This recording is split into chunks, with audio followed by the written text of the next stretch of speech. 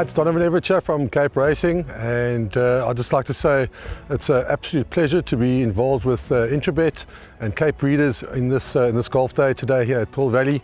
It's fantastic for the industry to see all the relevant stakeholders coming down and having a good time and networking, and it's exactly what the industry needs right now in terms of moving forward and recreating some positivity to take us forward into the next year.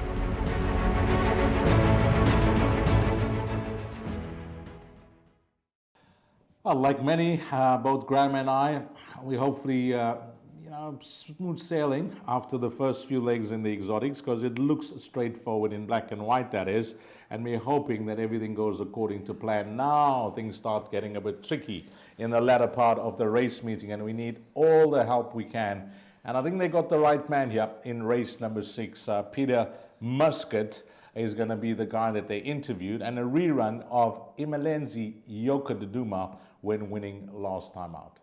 The tank for Party Time. Exceed expectation. Imelenzi Yokaduduma is now running on. Beyond the boundary on the outside. Party Time. Imelenzi Yokaduduma is trying to put on the pressure. Party Time still finds on the lead. Beyond the boundaries running on. It's now just in front. Party Time, but Imelenzi Yokaduduma is going to get up. Imelenzi Yokaduduma won it. Second will go to Party Time. Royal Monarch third. Beyond the boundary ran fourth.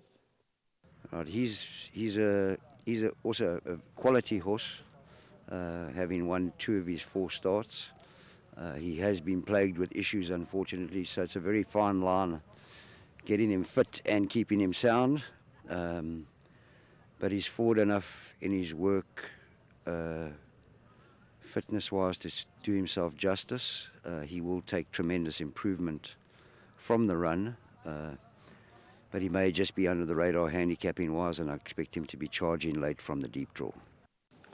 The key for me there, 2 things, Graham. Number 1, that he's got issues. They have to be patient with him. Obviously, the horse talks to the stable, tells him when he's ready.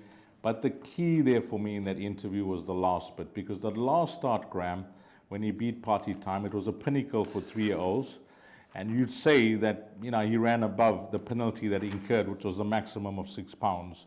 I don't want to complicate things for viewers, but, he was receiving 5.5 kgs. He beat a horse that was then rated a 96 in Party Time. Party Time is actually a 101 now after, running some decent places. So he was receiving 5.5. What's he got? A 6-pound penalty. That's 3.5. I think he's 1.5 kgs above at 82. That's the way I read it, and I agree with Peter there. That's the positive for me. He's carrying 59.5 kgs. He could be better than an 82. I'll make him around an 85 gram.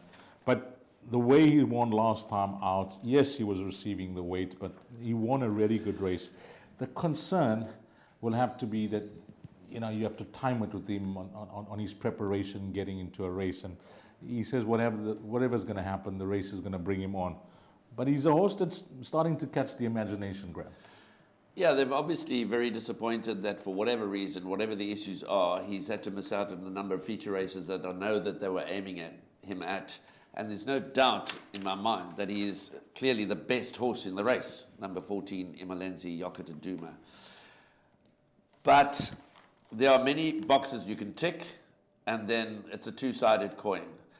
Do you put all your faith in a horse? He's the best horse in the race, but he comes off a break, which is issue enforced break, drawn 14 out of 14 over 1,400 meters. He's going to drop out. You heard there from Peter Muscat. He's hoping that he'll be charging home, and he could be charging home quickly enough to get up in the shadow of the post, because he is the class act of the race.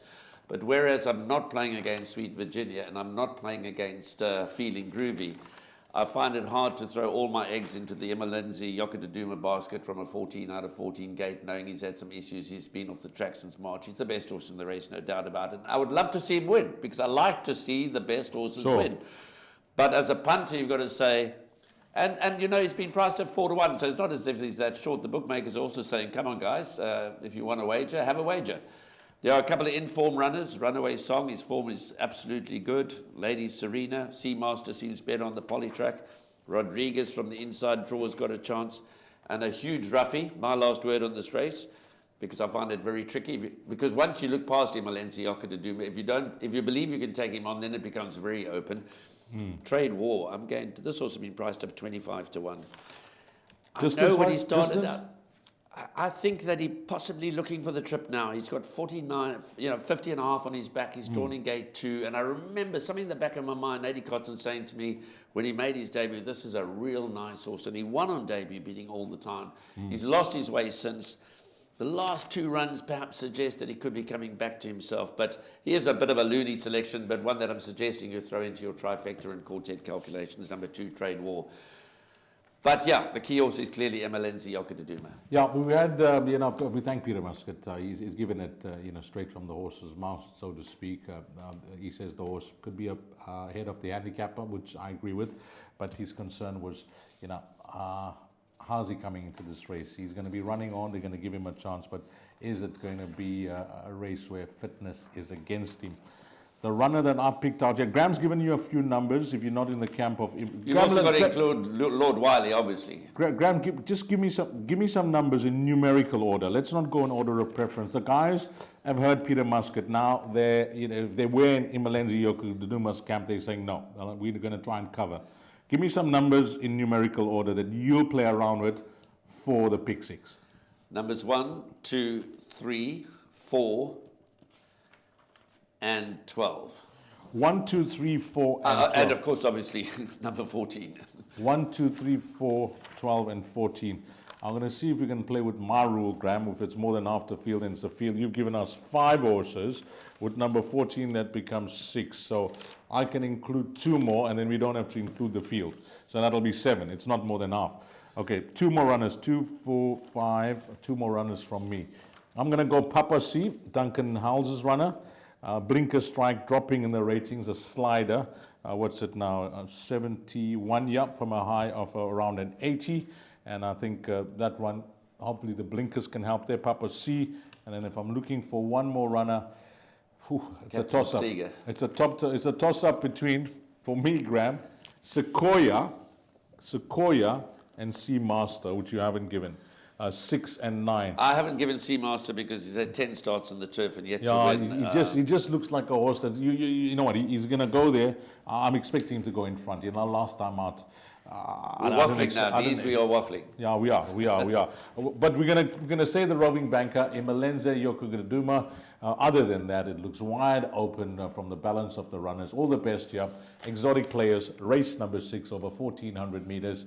Yeah, it's going to be a race where there'll be a lot of interest on this horse from the Hollywood syndicate called Imalenzi Yokadaduma.